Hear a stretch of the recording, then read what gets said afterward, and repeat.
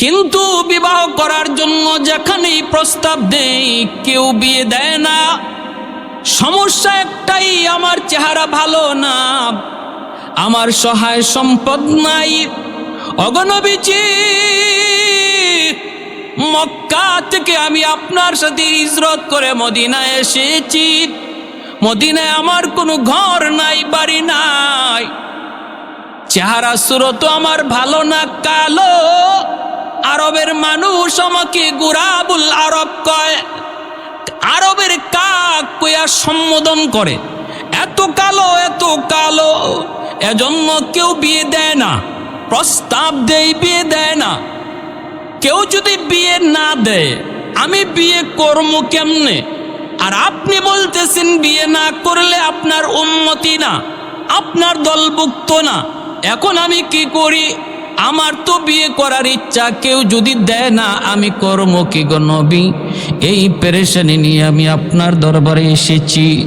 আল্লাহর নবী, রহমতের নবী তখন বলেন, সাদ রে, কেউ যদি তোমার কাছে বিয়ে দেয় না, কয় না।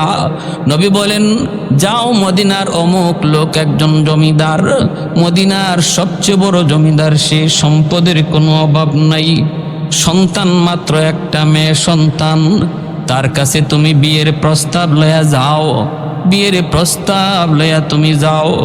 এই কথা বলা মাত্রই তিনি বলতেছেন, নবী গো, যায়া কি কইমু? তুমি যাই আমি নবীর পক্ষ থেকে সালাম দিবা আর বলবা আমি নবী তোমাকে পাঠাইছি। দৌড় দৌড় শুরু করে দিলেন। এ যুবক, একটা যুবকের ঘটনা শুনো।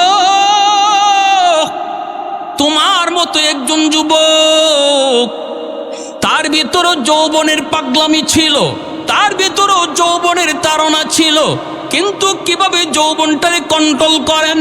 না না, যৌবনের পাগলামি করেন না।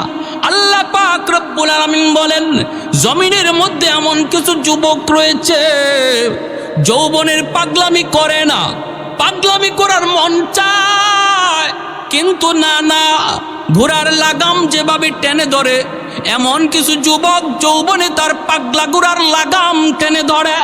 বন্ধুদের সাথে জিনার আড্ডায় যায় না, কখনো ডাব চুরিতে শরিক হয় না, না না, মারামারি খুন খারাপিতে যায় না, বাপ মার সাথে বেয়াদবি করে না, মুরব্বীদের সাথে বেয়াদবি করে না। ওই যুবকের মাথায় নবীর সুন্নত টুপি পাওয়া যায়, মুখে নবীর সুন্নত দাড়ি দেখা যায়, মসজিদে তারে নামাজের কাতারে দেখা যায়। ওয়াজ মাহফিল আসলে পরে তারে শ্রমিকের মতো, নবীর একজন সৈনিকের মতো কাতারে পাওয়া যায়।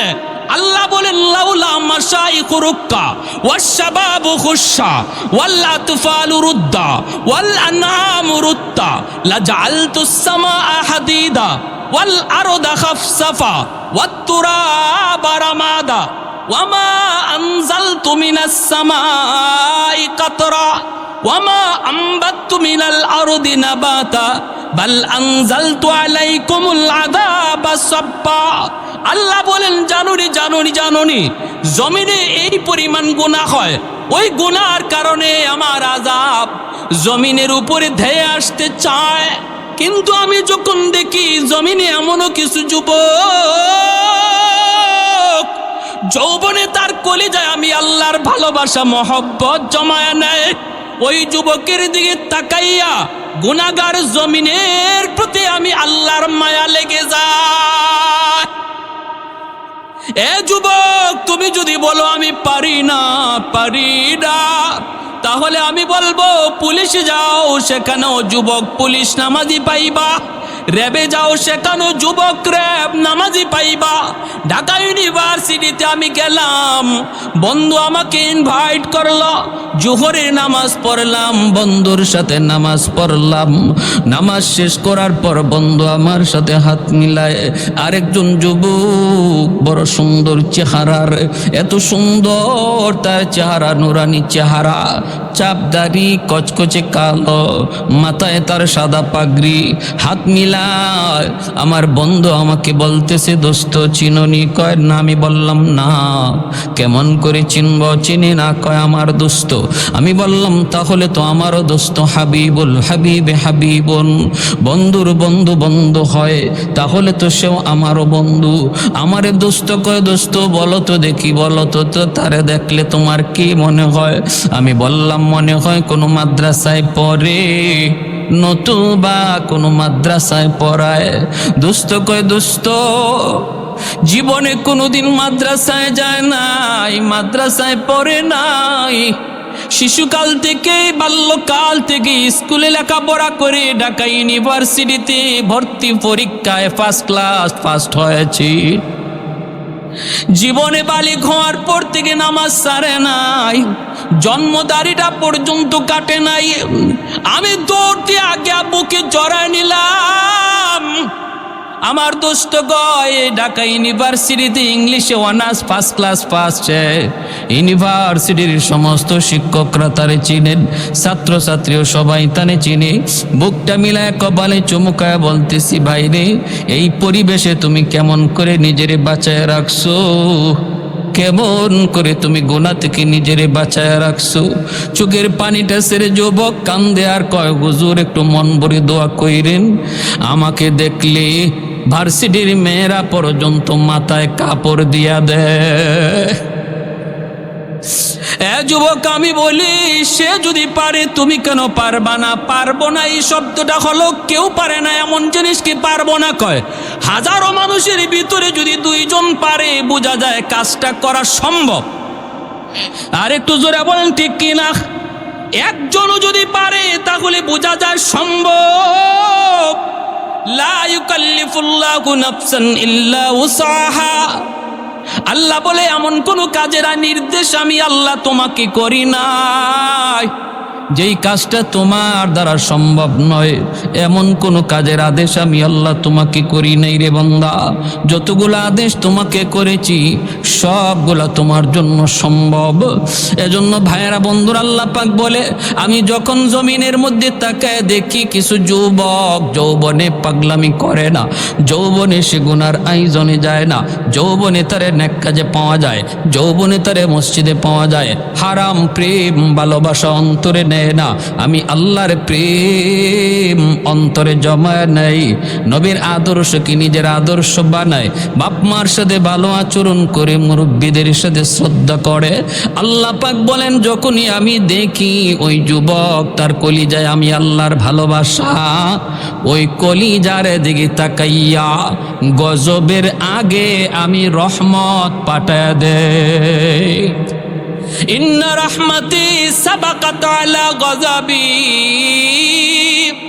গুনার কারণে গজব ধেয়ে আসে, গুনার কারণে গজব ধেয়ে আসে।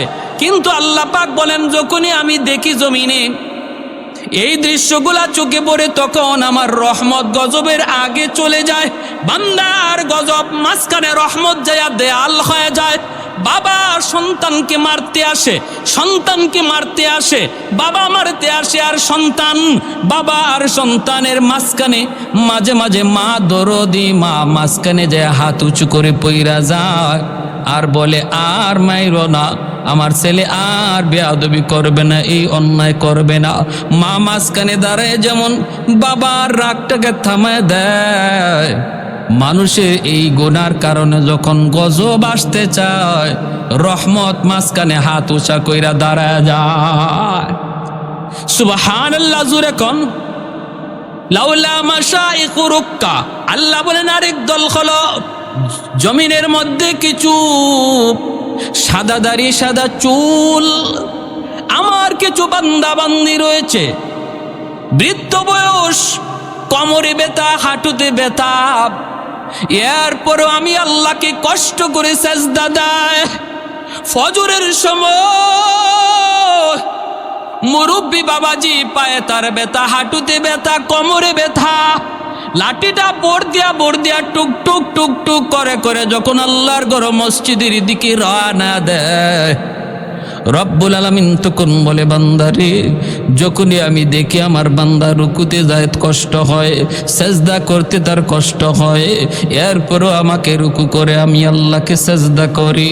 আমার ওই বান্দা বান্দির কষ্ট করে রুকু সেজদার দিকে তাকাইল, এই জমিনের প্রতি আমি আল্লাহর মায়া লেগে যায়।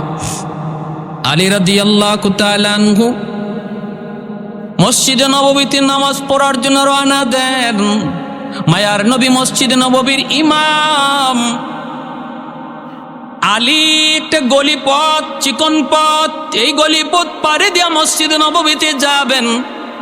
গলিপথটা এত চিকন, একজন ঢুকলে আর একজন পাস হতে পারে না। মুরব্বী একজন মানুষ লাঠিতে বর দিয়া গলিটা পার হয়।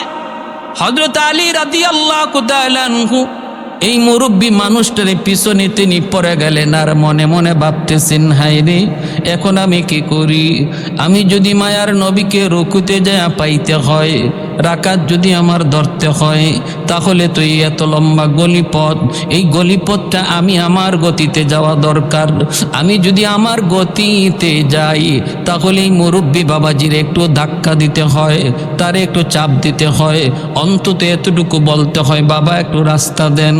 কারণ ইনি তো মুরব্বী, আস্তে আস্তে লাঠিতে বর দিয়া তিনি যাইতেছেন। কিন্তু হযরত আলী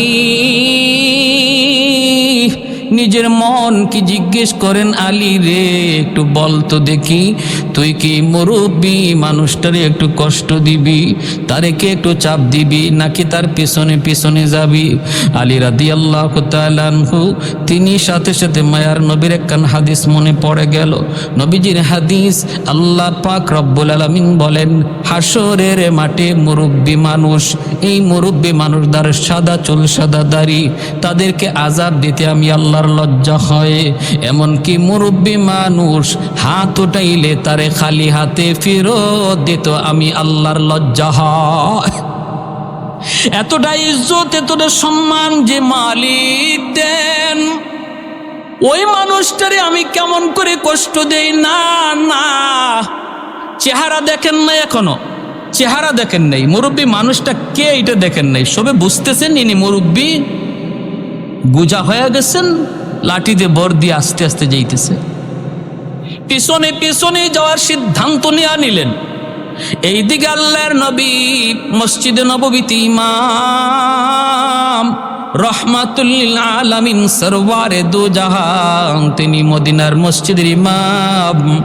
মায়ার নবী কেরাত শেষ করে রুকুতে চলে গেলেন।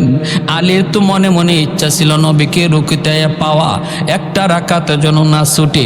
কিন্তু এই মুরব্বী মানুষটার ইজ্জতিতে যাইয়া তিনি মনে মনে সিদ্ধান্ত নিয়ে নিছেন, এক রাকাত আমার গেছে, রাকাত আমার আজকে পাওয়া হবে না। আলী পেছনে পেছনে যাইতেছেন, কিন্তু ওনার এই আমলটা আল্লাহর কাছে এত পছন্দ হয়েছে রে, রব্বুল আলামিন তিনি জিব্রাইলকে ডাক দিয়ে কই, জিব্রাইল তাড়াতাড়ি আমার বন্ধুকে যায়া বলো, বন্ধু যেন রুকু লম্বা করে। আল্লাহ নবী রুকু,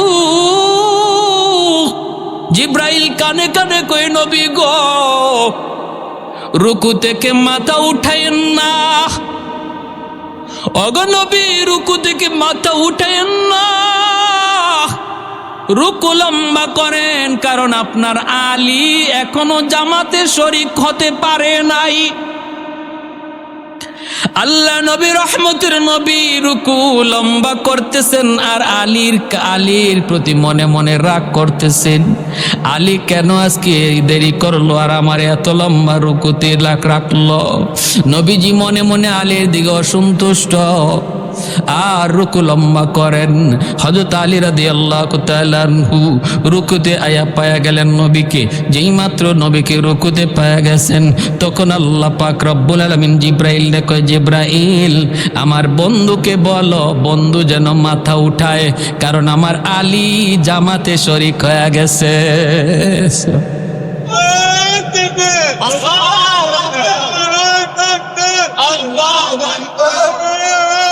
ঘরে ঘরে চালো শাফি'য়ে রুজ জাযা ওয়া যা খতিবে আম্বিয়া, শাফি'য়ে রুজ জাযা ওয়া যা খতিবে আম্বিয়া, সাহিবে হাউজ লিওয়া জিল খুদা রুজ আতীব, साहिबे हौज़ल वाजिल खुदा रोज़ अतीद साहिबे असरार उनामो से अकबर बरमला इल्म उ अज अव्वलिनो आखिरी अंदर मजीद इल्म उ अज अव्वलिनो आखिरी अंदर मजीद रहमतुल्लिल आलमी खंदश खुदावंद करीम खल्क खुल्क कौल फ़अलो हदियो सिमते ओ हमीद अल्लाहु अकबर जुरे बोलेन।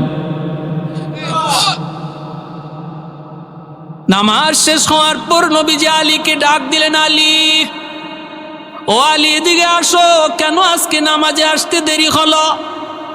অন্যদিন তো তোমার এত দেরি হয় না। হযরত আলী বলেন, কই গো নবী, বেশি দেরি হয় নাই, আমি তো আপনাকে রুকুতে পাইছি।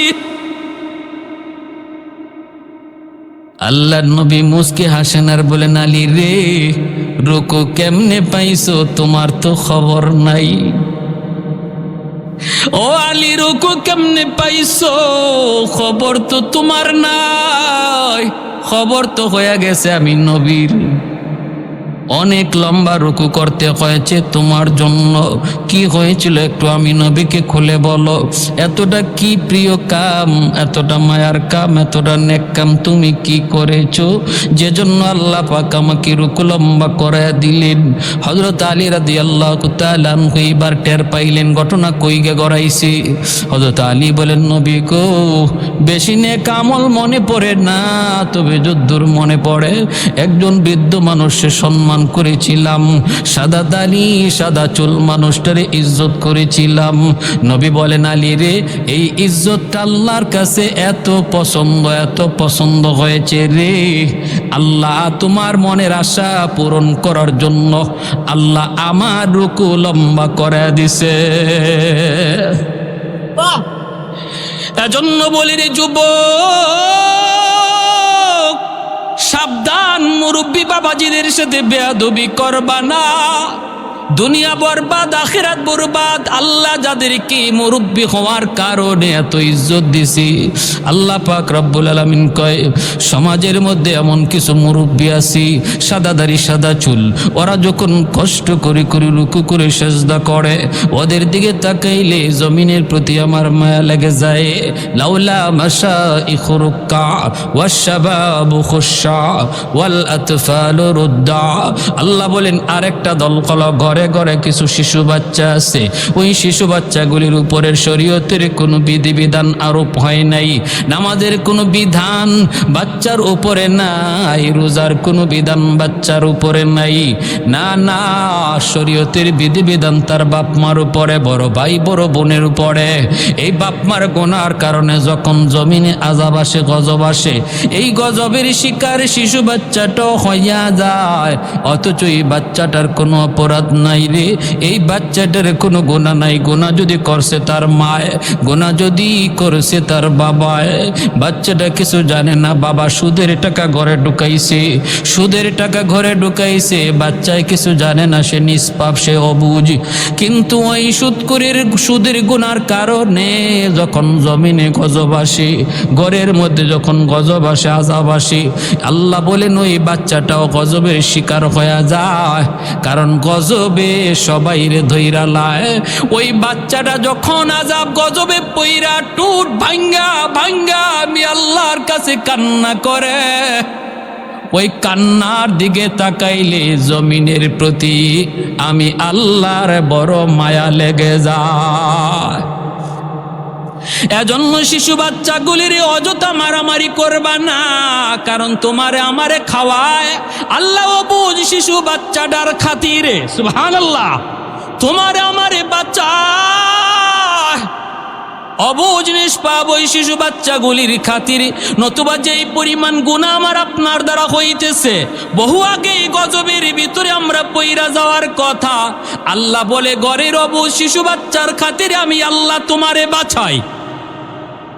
এ যুবক, না না, অবুজ বাচ্চাগুলির মায়া কইর, আদর কইর আমার মায়ার নবী। এজন্য হাসান হুসেইনকে কান্দে লয়ে লয়ে নবী নামাজ পড়তেন, নবী খুতবা দিতেন। হাসান মসজিদে ঢুকতেছেন, নবী খুতবা বন্ধ করে দৌড়ায় গিয়া ধরতেন। সুবহান।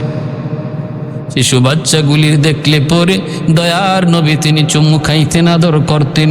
এজন্য মনে রাখো, কারণ ওরা তোমার আমার দুনিয়াতে বেঁচে থাকার উসিলা। ঘরে আল্লাহ খাওয়াইতেছে, বাবারে রুজির ব্যবস্থা করতেছে, বাবা ইনকাম করতেছে, ঘরে চাউল আনতেছে, ডাউল আনতেছে। মনে করবা এটা নিজের ক্রেডিট না, নিজের বাহাদুরি না। ওই যে শিশু বাচ্চাটা আছে, এই শিশু বাচ্চাটার খাতিরে আল্লাহ তোমার রুজির মধ্যে বরকত দেয়। সুবহানাল্লাহি ওয়া বিহামদি, সুবহানাল্লাহিল আযীম। লাউলা মাশাইখ রুক্কা ওয়াশ শাবাবু খুশা ওয়াল আতফালু রুদ্দা ওয়াল আনআম রুত্তা। আল্লাহ বলেন 4 নম্বর দল হলো পশু পাখি, গরু ছাগল হাঁস মুরগ। এদের উপরে নামাজ নাই, রোজা নাই, হজ নাই, জিকির নাই। কিন্তু জমিনে যদি আযাব গজব আয়, সিডোরায় ভূমিকম্প আয়, তাহলে গরু ছাগল ফরেনি না ফরে না, ফিরে যায়। আল্লাহ বলে কিন্তু কেন? গরু ছাগলগুলোর তো কোনো দোষ নাই, ওরা তো আমি আল্লাহর কাছে কোনো দোষ করে নাই। এদের দিকে তাকাইও আমি আল্লাহ জমিন রে ভালো পাই। সুবহান। এর জন্য হাঁস মুরগি গরু ছাগল পশু পাখি রে পশু মনে করিয়া অযথা মাইরেন না, সাবধান। মারবেন না, গরুটারে লইয়া মারবেন না। আপনি মাঝে মাঝে এই গরু নিয়ে আপনি বড় বড় বোঝা টানতেছেন, টানেন। আল্লাহ আপনার আমার খেদমতের জন্যই তারে বানাইছে। গোড়াটা দিয়ে আপনি বোঝা টানতেছেন, টানেন। কিন্তু খামোখা এই যে পিটা, একটা পিটনির দ্বারা অনেক গরুর গায়ের মধ্যে দাগ পড়ে যায়, ঠিক কিনা? জোরে কোন? আহা, হাদিসে কুদসি বলতেছি, মায়ার নবীর হাদিস, ভাষা আল্লাহর।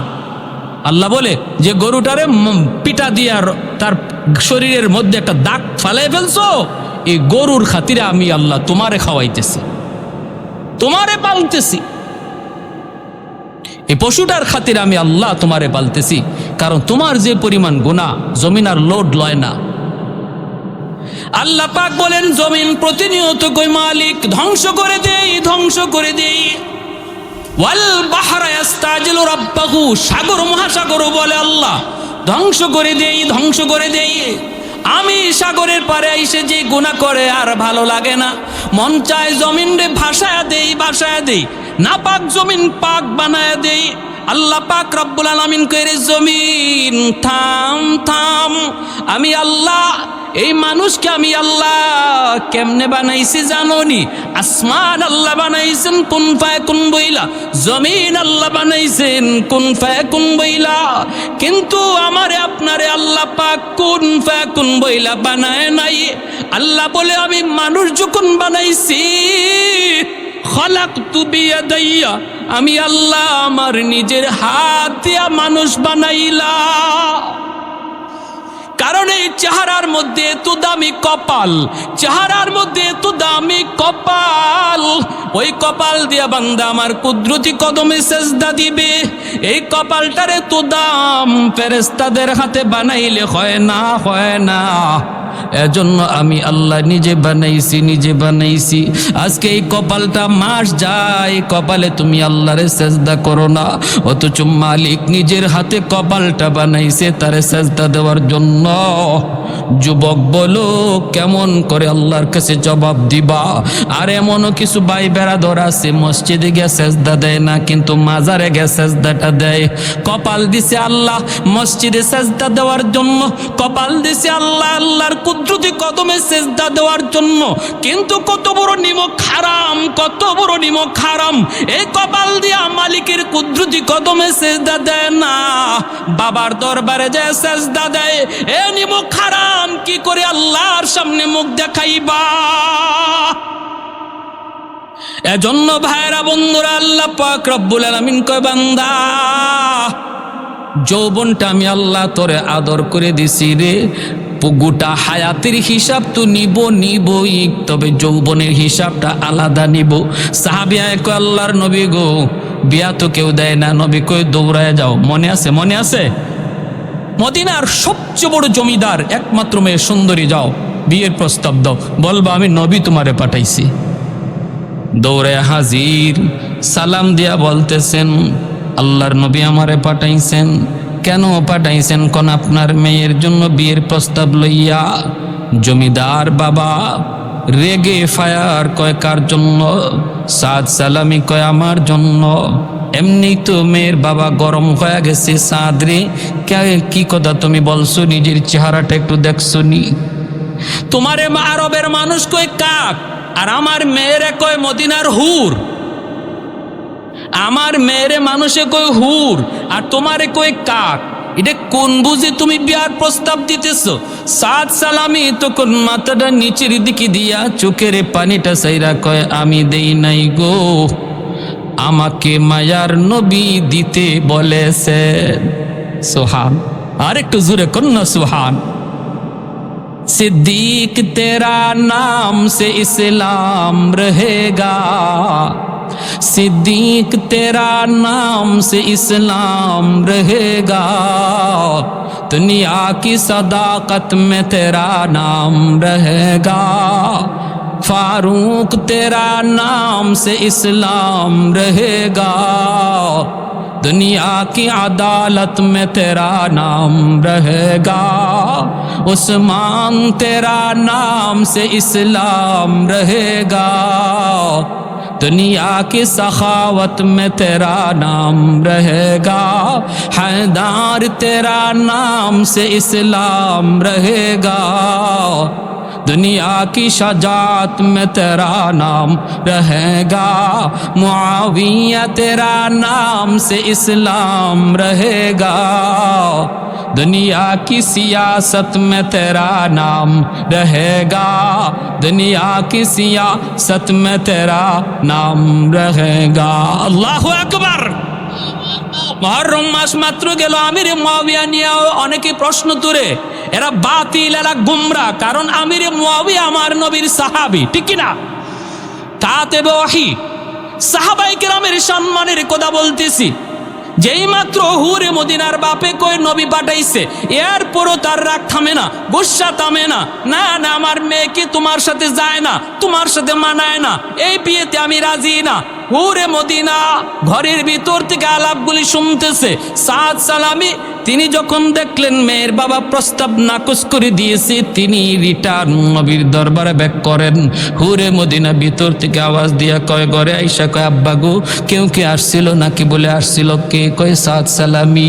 হুরে মদিনায় কয়, বাবা কেন এসেছিল? সাদ সালামি কয়, মারে বিয়ার প্রস্তাব লইয়া আইছে। কয় কার জন্য? কয় তোমার জন্য। কে বিয়া করতে চায়? কয় সে নিজেই। এই কথা বলতে হুরে মদিনায় কয়, বাবা গো, সাদ সালামি কে আমি ভালো করে চিনি। কালো কালো কালো, কুৎসিত কালো, নাক মুখের সেন্টার একটাও ঠিক নাই, মদিনায় তার ঘর নাই, বাড়ি নাই। এমনি বাপে কয়, মারে তাহলে তো তুই ভালো করে বুঝবি আমি কেমনি বিয়া প্রস্তাবটা রাজি হই। ধমক দিয়ে বের করে দিয়েছি।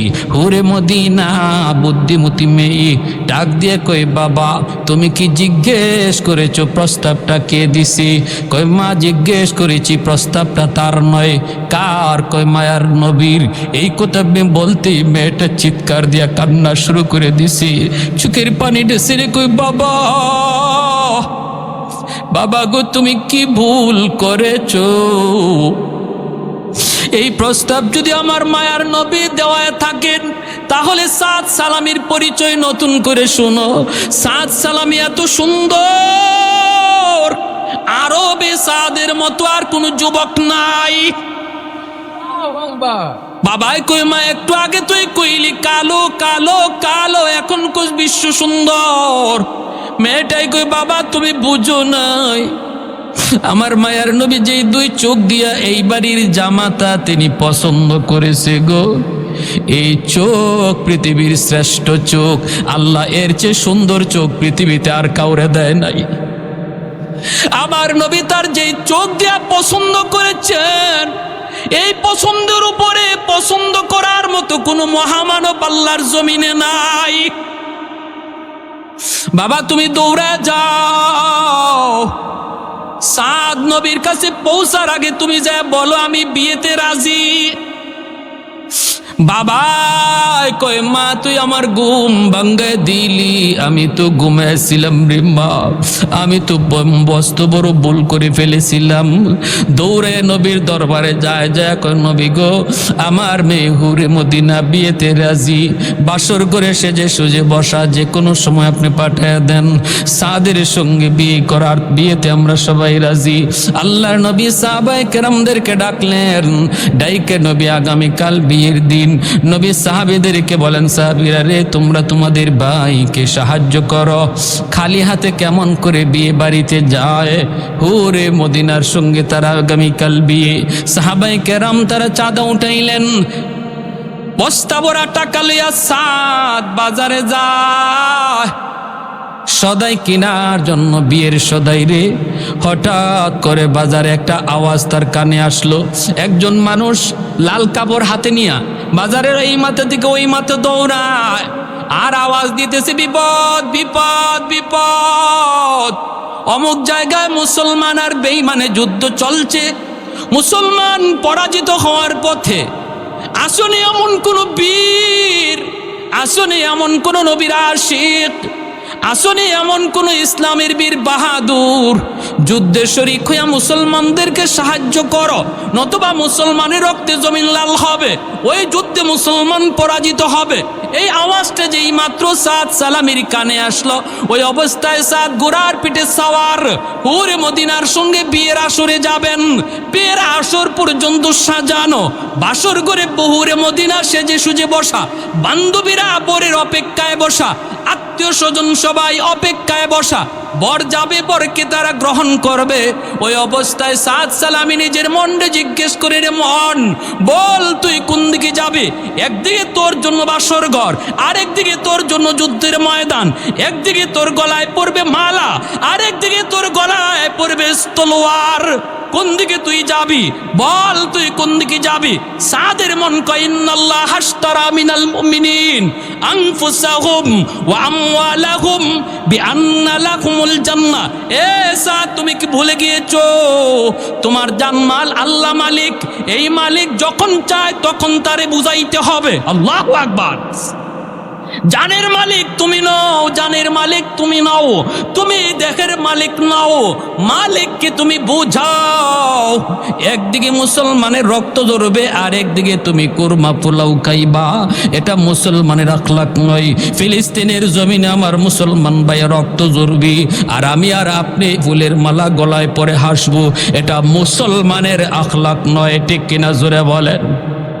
আল মুসলিমুন কাজাসাদিন ওয়াহিদ ইনিস্তাকা আইদুহু ইস্তাকা কুল্লুহু। মুসলমান তো সেই যে আরেক মুসলমানের কষ্টে নিজেও কষ্ট পায়, আরেক মুসলমানের রক্ত ঝরলে মনে করবি নিজের রক্ত ঝরেছে, আরেক মুসলমানের সন্তান শহীদ হলে মনে করবে আমার সন্তান শহীদ হয়েছে। ঠিক না? এর নাম হলো মুসলমান। সাথে সাথে সাদ সালামি ঘোড়ার রুখ ঘুরায় দিলেন, ঘোড়ার রুখ ঘুরায় দিলেন বাসর গড়ির দিকে, যেই ঘোড়া যাওয়ার পথ নিয়েছিল। রে যুবক, তোমার মতো একজন যুবকের করুণ কাহিনী শুনাইতেছি। আজকে তুমি কিসের পাগল, আজকে তুমি কোন দিকে যাবে? তো তোমাকে মসজিদের আজান মসজিদে ফিরে আনতে পারে না, না বন্ধুদের খেলাধুলা থেকে তোমাকে আল্লাহ ডাইকেও মসজিদে আনতে পারে না। তোমার মতোই যুবক সাদ সালামি মদিনার হুরের সঙ্গে আজকে তার বিয়া, সেই বিবাহের আসরটা তিনি কোরবানি দিয়া দিলেন শুধু আল্লাহকে পাওয়ার জন্য। কারণ আমার আল্লাহ ডাক দিয়ে দিছে, আমার আল্লাহ ডাক দিয়ে দিছে। এজন্য সাদ সালামি তিনি ময়দানে ঢুকে গেলেন, একটা হুঙ্কার দিলেন, দুশ্মন আমি সাদের তলোয়ারের নিচ থেকে একটা বেঈমানরেও আমি জীবিত যাইতে দেব না। আমি সেই সাদ যে আজকে বিবাহের আসর কুরবানি দিয়ে এসেছি, তাও হুরে মদিনার সাথে বিয়া। তলোয়ার ঘুরাইতে লাগলেন, আল্লাহ এত বরকত দিলেন তার তলোয়ারে, এক একটা ঘোড়া নিতে শয়ে শয়ে দুশ্মনের কল্লা দেহ থেকে আলাদা হয়ে জমিনে পড়ে যায়। দুশ্মন দিশে হারা হয়ে পড়ল, দিশে হারা। সাহাবাই কেরাম যারা পরাজিত হওয়ার পথে ছিলেন তারা রিটার্ন ব্যাক করলেন। দেখতেছেন আল্লাহর গাইবী সাহায্য নেমে এসেছে। একজনের আঘাত সামলাইতে পারে না দুশ্মন, কারণ তখন তো সাদ একা ছিলেন না, সাদের সাথে অদৃশ্য হাজারো ফেরেশতাদের তলোয়ার ছিল। বদরে 313 জন শুধু নয়, বদরে সাহাবী ছিলেন 313 জন। আল্লাহ বলেন পাঠাইছি প্রথম 1000, এরপরে 3000, এরপরে 5000 ফেরেশতা বদরে পাঠাইছি। এই 5000 ফেরেশতাকে মুসলমানরা দেখে নাই, আবু জাহেল দেখছে। মুসলমান দেখে নাই, ইবলিসে দেখছে। বদরে দেখছে তো দেখছে, শুধু তাই নয়, 5000 ফেরেশতাদের কমান্ডার ছিলেন জিব্রাইল আমিন নিজে। আল্লাহু আকবার। তাহলে আল্লাহর সাহায্য মুসলমানের জন্য আসেনি না নাই? আর একটু জোরে বলো না যুবক, আসেনি না নাই? বদরি সাহাবীদের ঈমান বানাও, সাদ সালামের মতো ঈমানটারে তাজা বানাও। ভারতের সেই নারী মুস্কানের মতো তোমার মেয়েকে মুস্কানের মতো ঈমানওয়ালা বানাও, ঠিক কি না? হাজারো হায়নার সামনে আমাদের মুসলিম বোন একা মুস্কানে যথেষ্ট, কারণ ইমানের পাওয়ারের সামনে তলোয়ারের পাওয়ার জায়গা পায় না। ইমানের পাওয়ারের সামনে অ্যাটম বোমা, রাসায়নিক বোমা, পারমাণবিক বোমারও কোনো জায়গা হয় না।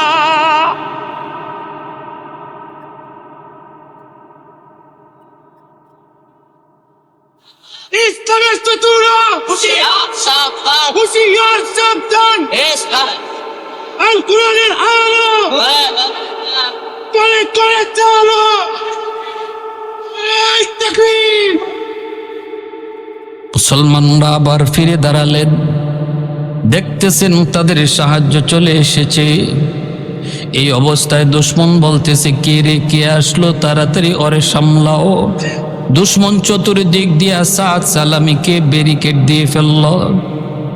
তীরের মতো, বৃষ্টির মতো তীর নবীর সাহাবীর দিকে মারতে লাগলো গো। প্রতিটা তীর তার গায়ে লাগলো। মুসলমান আবার ফিরে দাঁড়ালো, কিন্তু সাদ সালামি তিনি যুদ্ধের ময়দানে শহীদ হয়ে যান। আর বলতেছেন, মালিক তোমার দ্বীনের জন্য আমার দুনিয়া কোরবানি দিলাম। সাহাবায়ে কেরামের বিজয়। দৌড়ে সাহাবীরা আসলেন, কে সেই সাহাবী, কে সেই মুজাহিদ? দেখা তো সবাই অবাক। সাদ সালামি কখন আসলো? একজন আরেকজনের দিকে তাকায় আর কান্দে, কি রে ভাই, আজকে তো আমাদের ভাই সাদের বিয়ে। এই বিয়ে তো হুরে মদিনার সাথে আমরাই তো চাঁদা কালেকশন করে দিয়ে আসলাম, অথচ সে তো বিয়ের আসরে গেল না। সে আমাদের সাহায্যে যুদ্ধের ময়দানে এসে শহীদ হয়ে গেল। দৌড়ে একজন মদিনায় মায়ের নবীর সংবাদ দেয়। নবী দৌড়ে জিহাদের ময়দানে হাজির। আইসা আল্লাহর নবীর চোখ থেকে দর দর করে পানি পড়ে। নবী হাতে নিয়ে, লাশটা হাতে নিয়ে বলেন, সাহাবীরা চলো, আমার সাদের জানাজা আমি দেব রে। জানাজা দেওয়ার জন্য মায়ার নবী জানাজা দিয়ে কবরস্থ করবেন। ওই অবস্থায় সাহাবীরা দেখেন আল্লাহর নবী একবার আকাশের দিকে তাকান, তখন নবী মুস্কি হাসি দেন। আর যখনই তিনি জমিনের দিকে তাকান তখনই নবী কান্দেন। সাহাবীরা কই, নবী গো, উপরের দিকে তাকায় আপনি হাসেন, জমিনের দিকে তাকায় কাঁদেন, ঘটনা কি? আল্লাহর নবী কই, রে সাহাবীরা শোনো, আমি আসমানের দিকে তাকায় দেখি জান্নাতি হুর প্রথম আকাশে নেমে এসেছে। আর বাসর ঘরে আল্লাহ পাক তাদেরকে হাতে মেহেদি লাগাইয়া তাদেরকে বসায়া রাখছে। হুরেরা আমাকে ডাইকা কই, নবী গো, আপনার যে সাদ দুনিয়ার হুরের মায়া কুরবানি দিল, আল্লাহ পাক আমরা জান্নাতি হুরদেরকে বাসর ঘরে সাজায়া রাখছে। অগনবী, আপনি যত তাড়াতাড়ি কবরে রাখবেন তত তাড়াতাড়ি আল্লাহ আমাদের সাথে তার বিয়ে পড়া দিবে।